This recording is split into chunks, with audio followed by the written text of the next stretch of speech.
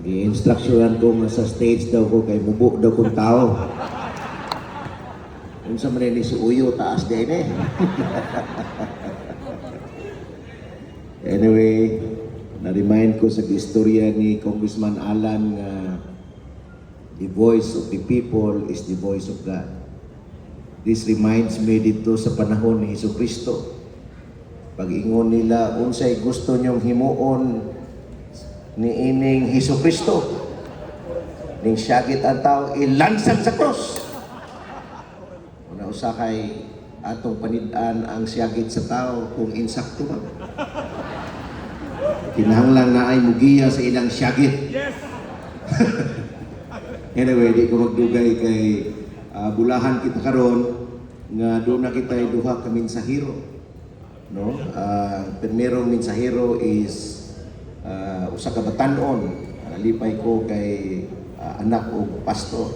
So gikan sa usa ka batan-on, bulahan kita karon maminaw sa usa ka mensahe sa veterano.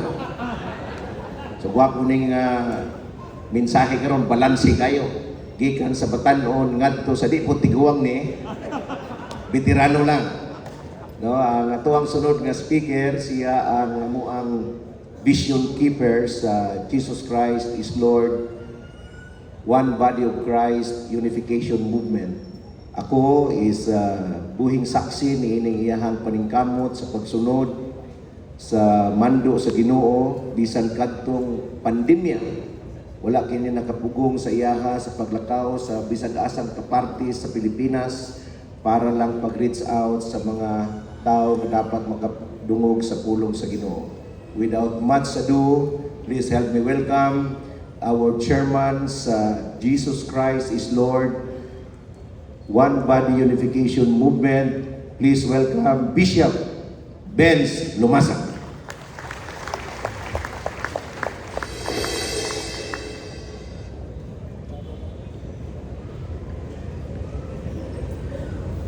Mayong hapon kanatong tanan. Pwede ko mangayo o butanganan o notes, please. It's a privilege and blessing for me to be here. I know it comes from the Lord, and for you all, and for the organizer of this gathering. My salute to our government servant of this city and the province, and for all the pastors that are present here, my salute to you all in the name of the Lord Jesus Christ. Palakpakan natong Ginoo. Ako ning sugdan sa istorya. Atong January, we have a meeting with board member Orly Amit sa Davao tungod kay nami upcoming summit dito sa Macdo, Lanang. Iko na, dali ragod kay nako istorya nimo. Siya sa manatay. Iko nga nagplano ko nga mubalhin ko sa politika. Siya, nga naman tay. Ganahan man ko aning mga politiko. Kaya ang ilang away, taman ra sa eleksyon. Pero kitang mga pastor, bisag way eleksyon, sige tag-away. No? Kung nang gusto na lang kumubalhin sa politika.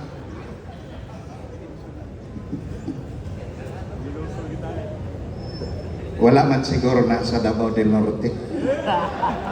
Pagpak kung wala. Somebody give me the text in Genesis chapter 18. So ang bot pasabot nga mao gyud ni mensahe karon. But I would like to start with the verse of Psalms 33 verse 12. Blessed is the nation whose God is the Lord, and the people whom He hath chosen for His own inheritance. Mutuo ba mo, anak? Yes. No? Tama? Mutuo ta? Kay kanina sulat man sa pulo.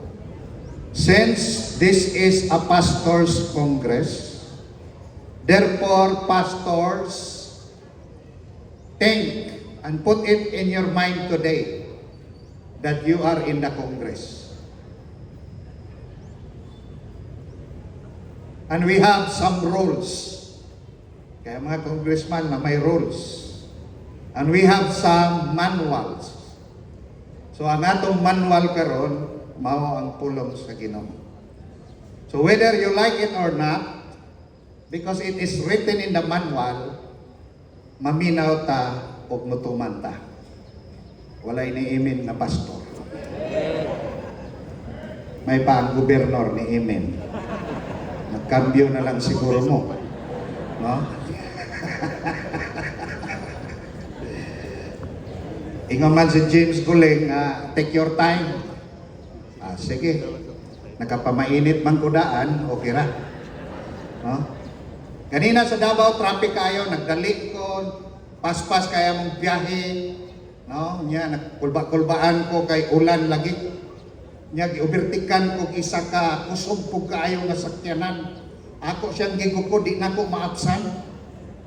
Ingon ko ba sigma to ang first speaker, na late na. Pero ako kay second speaker man ko, okay ra ko. But to start with a word, nag-ingon ang Proverbs 14:34, righteousness exalt a nation, but sin is approach to any people. Can you say amen? So, dili na nako na-explain, kay memorize na ninyo na. But in Genesis chapter 18, kay mao man ni ang gihatag nga text kanako. It was the story about Sodom and Gomorrah. Sodom and Gomorrah is the two cities in the Palestine nga giguba sa Dios. But in Genesis 18:17 to 24, there are three things that we can imagine nga mauni sila ang main character dere. It was the Lord, it was Abraham, then the messenger. And the concerned place is Sodom and Gomorrah. Sa 17, it said, nag-ingon diha, and the Lord said, shall I hide from Abraham the things which I am going to do? Mingon ang Dios, ako ba ning itago kang Abraham kining mga butanga nga gusto na kong buhaton sa Sodom and Gomorrah? Say po ang Dios, magplano diay magtago. No? Pero kung imong basahon, nag-ingon sa 18, saying that Abraham shall surely become a great and mighty nation, and all the nation of the earth shall be blessed in him. Kaya nagsaad man ang Dios nga si Abraham mahimong great nation, unya mahimo siyang panalangin sa tanan, kusgan nga nasod, hallelujah, og tanang nasod panalanginan tungod kaniya. Pero si Abraham karon wala na sa kalibutan. Pero naatay mga gitawag og Abraham seed. O kaning nga Abraham seed, katuning mga tao nga mituo, midawat ni Kristo, o gitawag ni sila mga spiritual sons of Abraham. Pakpak kung kamo na. So karon ang eksena, di lang kang Abraham o sa iya hapong mga binhi nga mao kita. Salamat sa Ginoo. Then we continue in 19, for I know him that he will command his children and his household after him, and they shall keep the way of the Lord to do justice and judgment, that the Lord may bring forth to Abraham. So inani ang eksena para masabtan ninyo. Ipatawag si Abraham sa Dios o nakikatubang siya o ang ilang concern mao ang Sodom and Gomorrah. O ningon ang Dios nga kining panimalay ni Abraham kabalo ko nga iya ning pasundon sa mga patakaran. O ug ila ning buhaton nga mga importanteng butang nga magdalag hustisya ug paghukom kung unsa may dapat himuon ni ining Sodom and Gomorrah. So kung imong i-picture out, si Abraham nag-atubang sa Dios ug ang Dios nag-atubang kaniya. ug miingon siya sa verse 20 kung imong basahon, hallelujah. And the Lord said, because the cry of Sodom and Gomorrah, kay ang kahimtang sa Sodom ug Gomorrah nakaabot na sa Dios ug dili na siya maayo, sobra na kadautan, miingon siya ang ilang sala grabe na gyud kaayo. Ipatawag si Abraham. O miingon na yon si Abraham, Lord, imo ba di ay laglagon ang mga matarong kauban sa mga dautan? No? Siyempre, sa usa ka lugar na ay matarong, na ay dautan. Ang gihimo sa Dios, ingon siya magpadalata og mensahero tao aron tan-awon ang Sodom and Gomorrah, og si Abraham nagpabilin atubangan sa Dios. Og ang tao miadto dito sa Sodom og ilang gisilip, gitan-aw matag usa, apil ang Gomorrah, og ang tao mibalik dito sa Dios og mi-report murag wa na gyud paglaom. Og miingon si Abraham the following verse, Lord, kung naay 50, laglagon ba gihapon nimo sila? Ingon ang Dios, dili. Pero nihangyo, kung naay 45, naay 40, no, sige tawad, naay 30, naay 20, naay 10, laglagon ba gihapon nimo sila? Hantod gitalikdan siya sa Dios. Ang mensahe inani. Musugot kag sa dili, sa atong nasod, atong probinsya, na ay Dios nga nagalantaw kanato. Og nakabalo siya kanan sa panghitabo. Pero natingala ko dire, nga sa dihang hukma na ang Sodom ug Gomorrah, si Abraham ang ipatawag. Wala mo ingon ang Dios, kana nga city Sodom, kana nga city Gomorrah, ipatawag ng mayor. Patawag ng gobernador. Ang buot pasabot, kung unsay may tabo sa atong nasod o probinsya,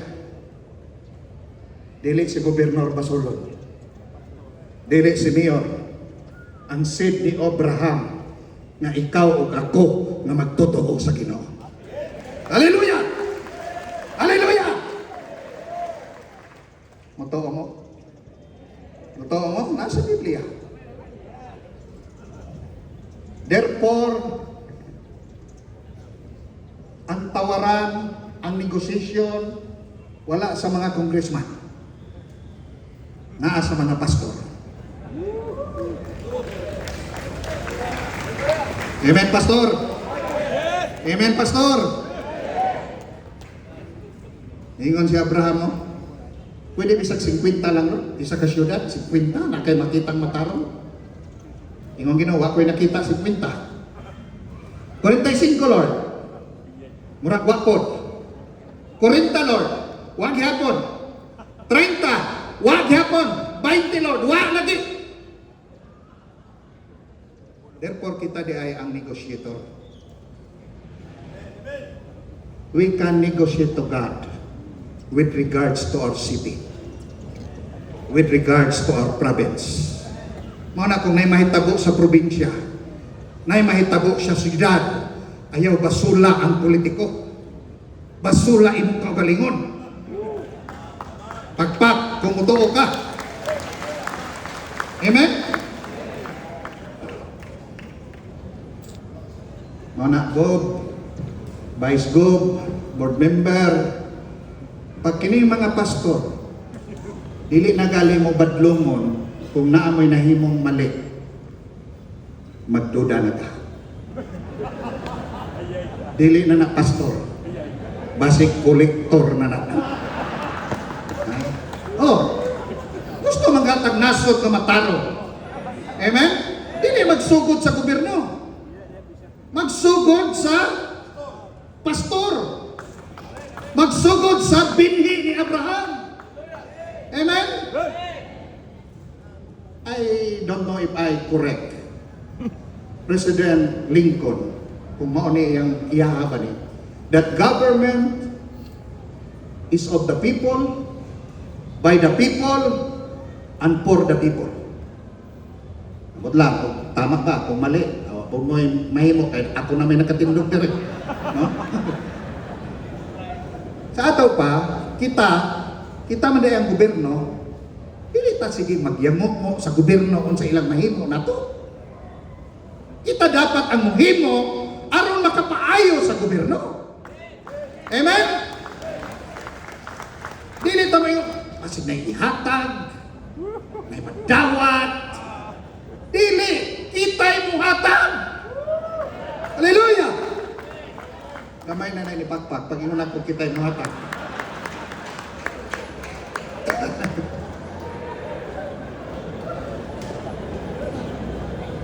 Pila ta dere? 2,000 kapit? Ha? 2,000 kapit? Oh. Kabalo mo? Kung mga hatag tagtag 1,000 isa, nga atong itabang nila, makurata na sila. Ay mo kumpiyansa kay basig mag-operate mo ron rin. Ha? Yes. Di na itong panahon karon magunahon-naon sa atong madawat.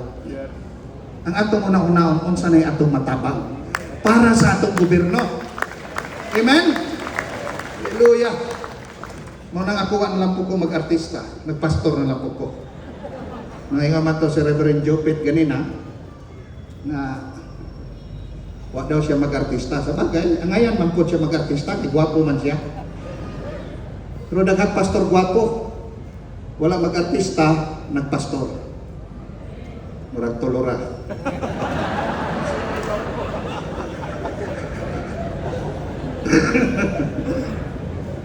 Tama di ay.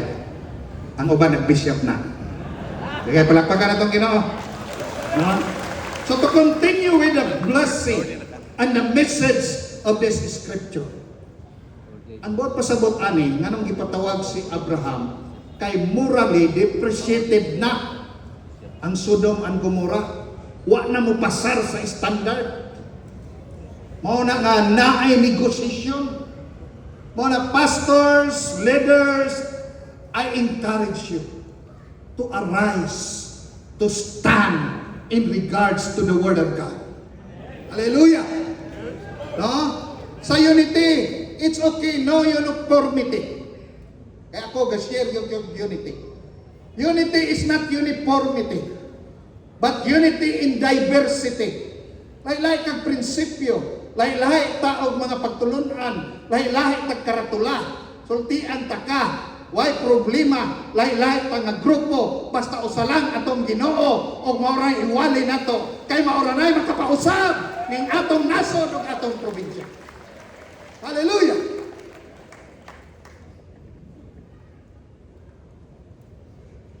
Salamat tayo, Bishop James.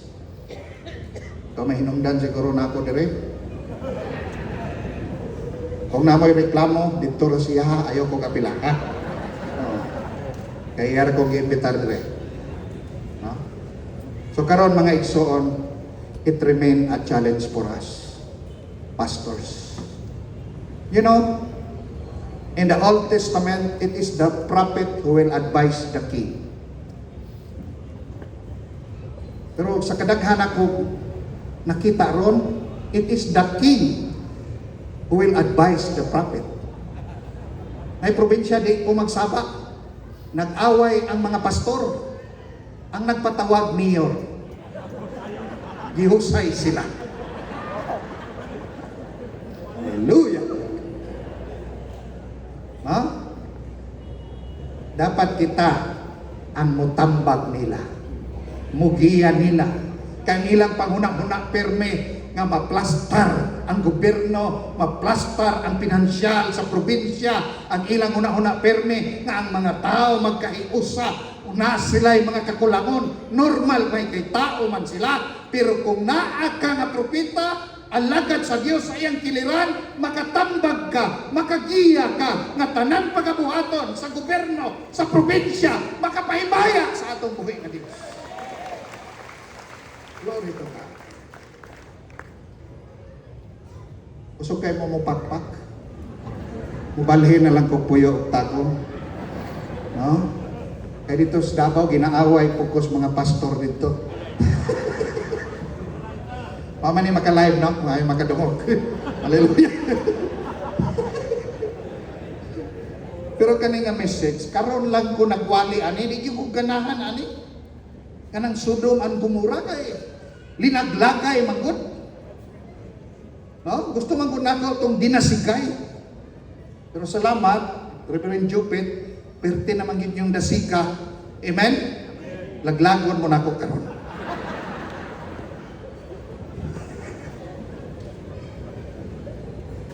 Pero wag tayo mahimo. Ang last verse ni sulod sa akong kasing-kasing sa Chronicles, if my people will humble themselves. Amen? Magsugod ginis pagpaubos. No? Kanunay ginako ni illustrate nga kung manghambog ka, daghan pag muapas mo hambog mo labaw nimo. Tama? Pero magpaubos kali ka, wagi mo apas para magpaubos magkami mo.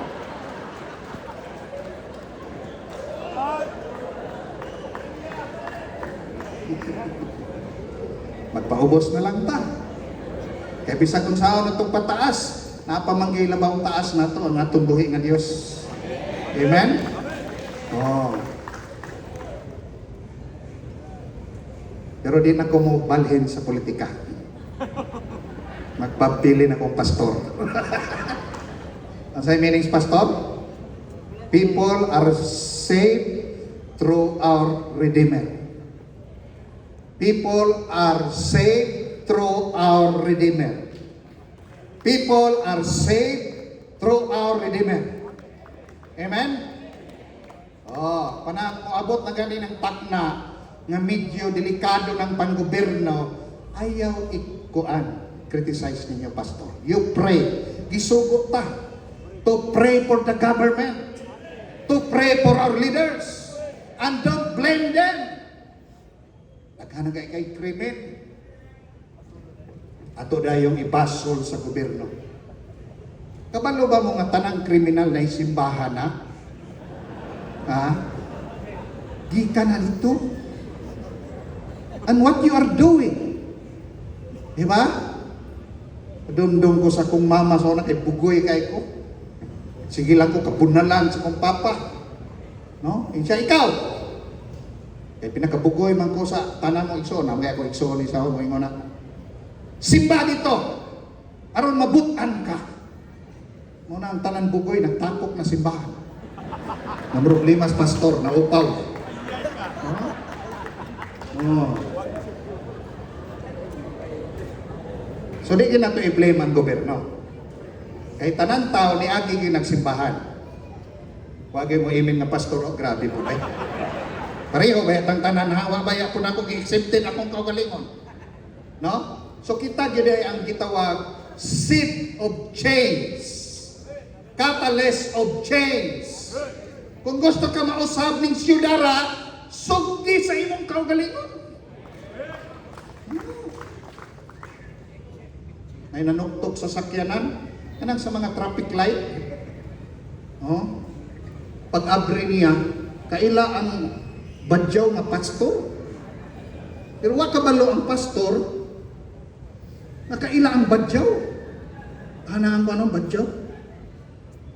Ingon mang pastor, sige malang mong pangayo.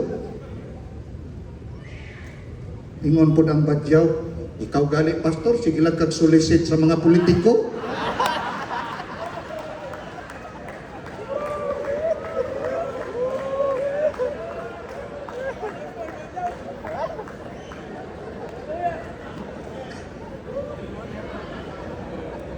Sige lang.